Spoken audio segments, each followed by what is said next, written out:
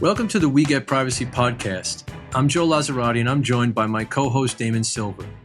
Damon and I co-lead the Privacy, Data, and Cybersecurity group at Jackson Lewis, and in that role, we receive a variety of questions every day from our clients, all of which boil down to the core question of how do we handle our data safely? In other words, how do we leverage all of the great things data can do for our organizations without running headfirst into a wall of legal risk? And how do we manage that data without unnecessarily hindering our business operations?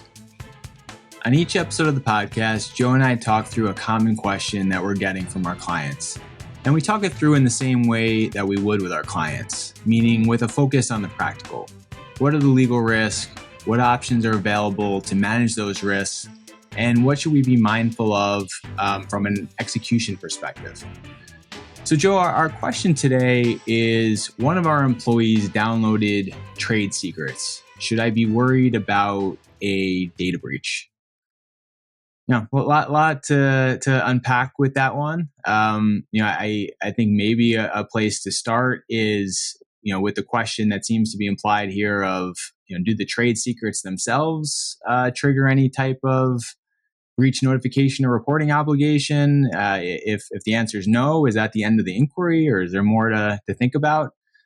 So what is your way of sort of framing that issue up when a client brings it to you? Because I know it's one we get quite a bit. People are focused on the trade secret issue, and the potential data breach is something that maybe is an issue that has been flagged by someone, but is not the predominant focus. Yeah, I obviously it's a really difficult time for a client. You put trust in an employee, and you find that maybe they downloaded some information or forwarded it to themselves or something like that, and oftentimes there's some pretty important information that's being shared.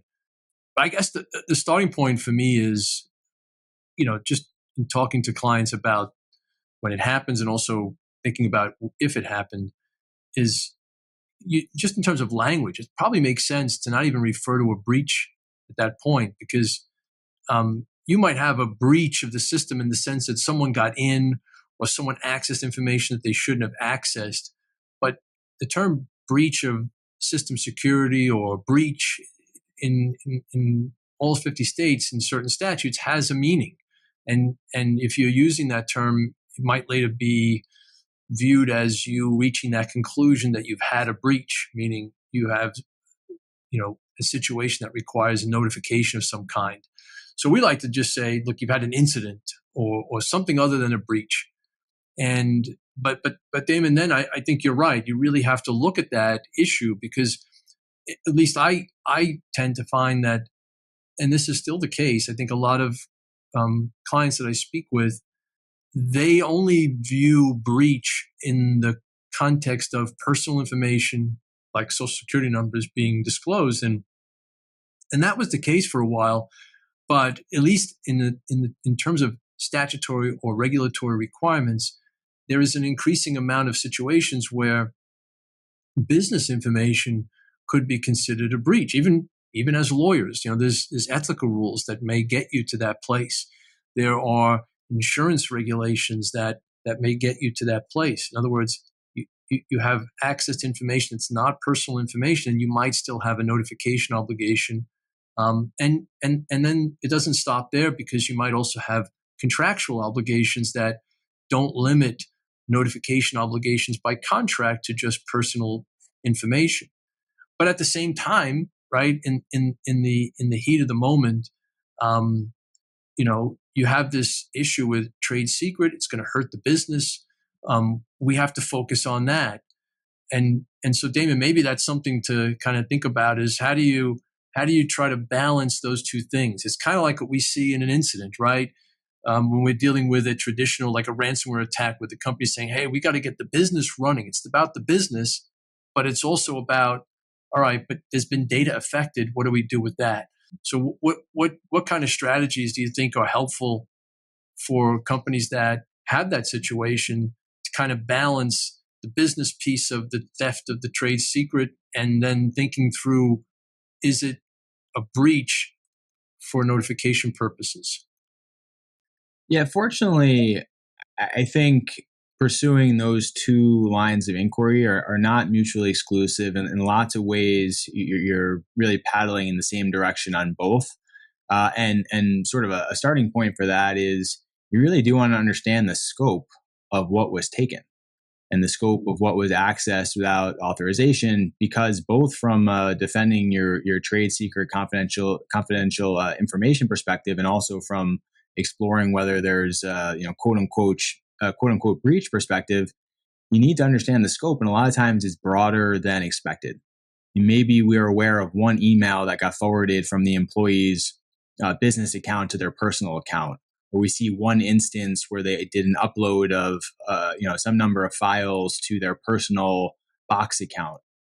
Oftentimes, though, when you look into it, it turns out this has been going on for days or weeks or months, and there are many other instances of stuff being taken. Maybe they synced their entire company email box to their personal email box, or maybe there are a whole bunch of different files that they uploaded at different points in time, or they brought their personal laptop in one day and downloaded directly to the local hard drive a whole bunch of your data. You really want to know that, regardless of whether you're just focused on the trade secret issue or whether you're focused on the potential data breach issue. You want to understand the scope of it. The other thing that I'll often talk through with the client is that we can pursue parallel paths in tandem. We can reach out to the former employee, send the demand letter, gear up to go to court and try and get a temporary injunction if that's necessary, while at the same time making sure that we're preserving forensic evidence, engaging a forensic vendor if we need one, and getting the process started on that investigation. It's very similar to the ransomware analogy you brought up, Joe. Forensics can take a while. And also, if you don't take the right steps right at the front end, you may lose forensic evidence that you can never get back. So you do want to keep your eye on the forensics and broader investigation ball, while at the same time, obviously, your immediate focus is probably going to be on how do we get this data back? How do we stop the former employee from taking this to our competitor? So both of those things can happen in tandem.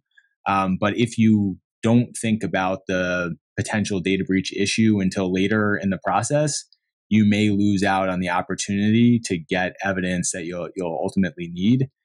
The other thing, and maybe you can speak to this, is I find it can be very helpful if we're in negotiations with the former employee to resolve the theft of trade secrets and potential non-compete, non-solicit type issues, to raise the issue of, can we get a declaration from this person that they deleted all the data they took of ours and that they didn't further disclose it anywhere? Because, and Joe, maybe you can speak to this, if you're able to get that, that can change the trajectory of your assessment of whether you had a reportable breach, a breach that you have to notify people about. Yeah, that's a great point, Damon. I was thinking of something similar, because oftentimes there's a desire to kind of make the strongest case if you are going for that TRO, or you are trying to take some action to stop the employee from using it, or to send the message that data is important and you want it back or you want it deleted. And so you want to try to make the employee feel like, there's some real harm here. And you might say, you've breached our systems, you've breached our data, and now you've put that data at substantial risk. And then when you turn back to the question of whether you've had a reportable breach, in many states, not all, but in many states, you can avoid notification if you can reach the conclusion that there's not a significant risk of harm to the individuals. Well, if you've kind of advanced these arguments in a way that you're saying or alluding to a potential for a major risk, it might be harder to come back and say, well, the risk was over here, but not over here, right? So you're right. You want to be thinking about these things simultaneously to try to understand what's really going on and what's the position we need to take, and whether there really is risk, and if so, that will drive the decision on the data breach.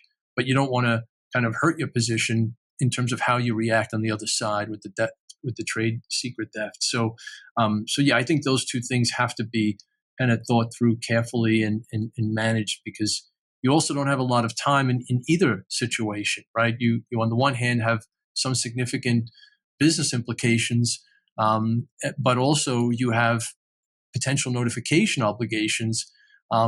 Just maybe, Damon, you can speak to just in terms of discovery, right? One of the things from a data breach perspective is, when did you discover that there was a breach?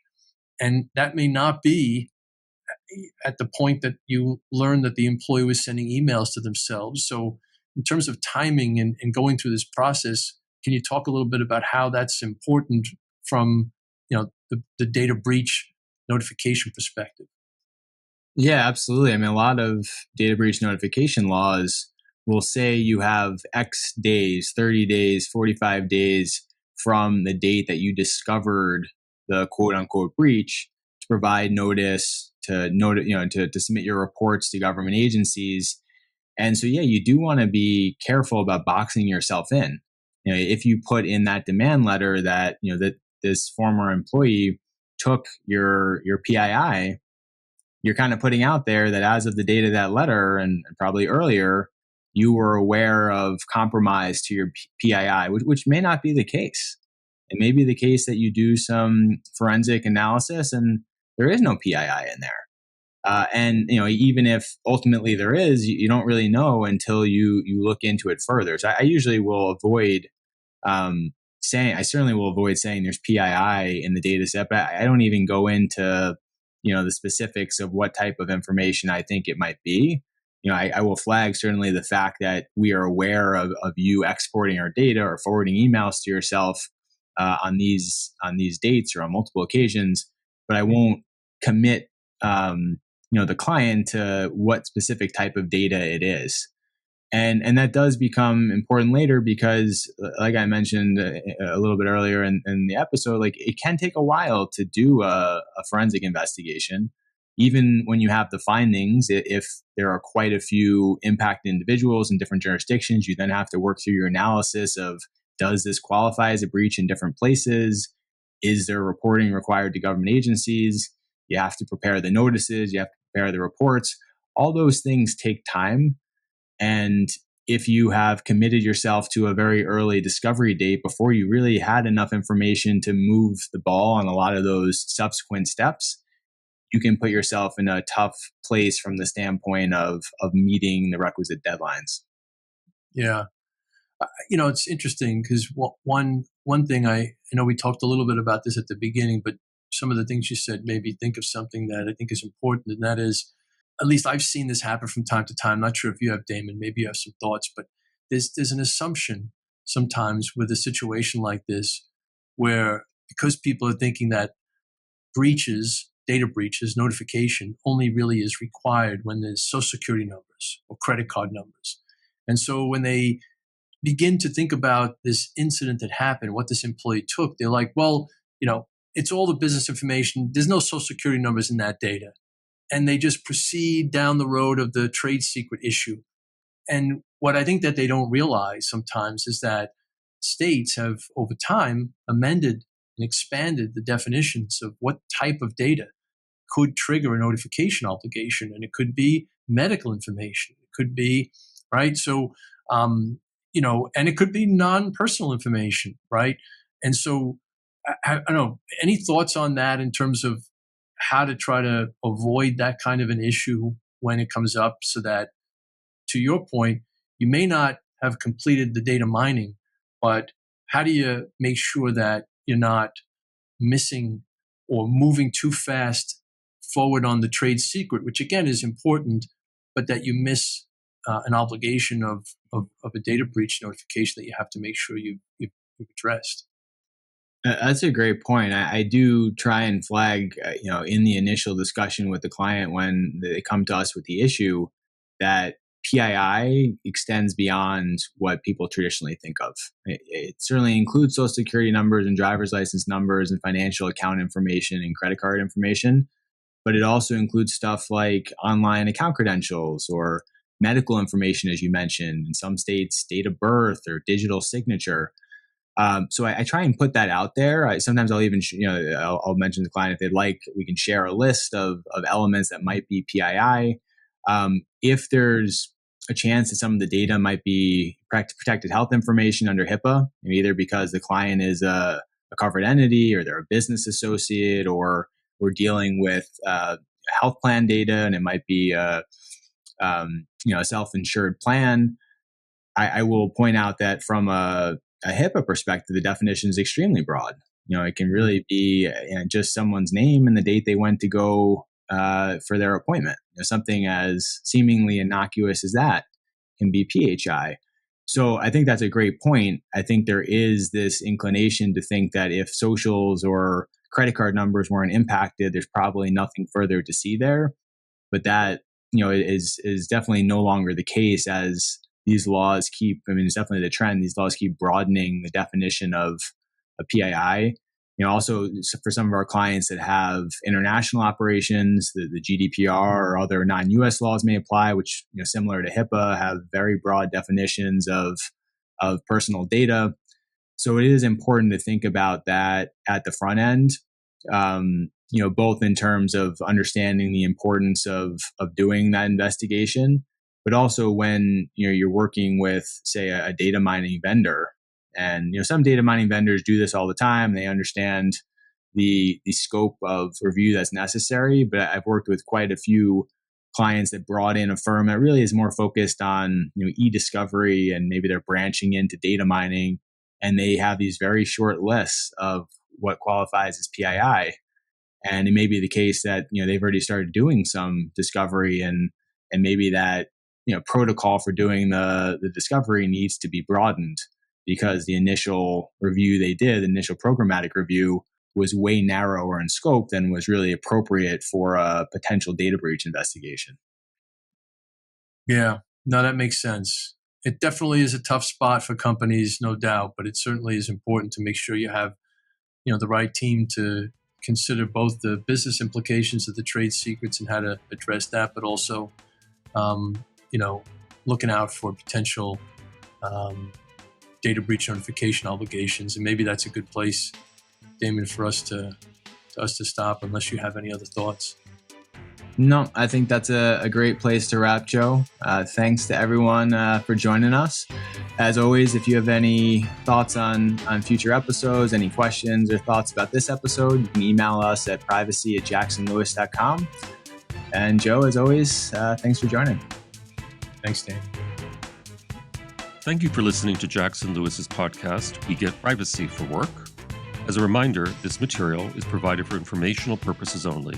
It is not intended to constitute legal advice, nor does it create a client-lawyer relationship between Jackson Lewis and any recipient. We Get Privacy for Work is available on Apple Podcasts, Libsyn, and YouTube. For more information on our topics, presenters, and other Jackson Lewis resources, visit jacksonlewis.com.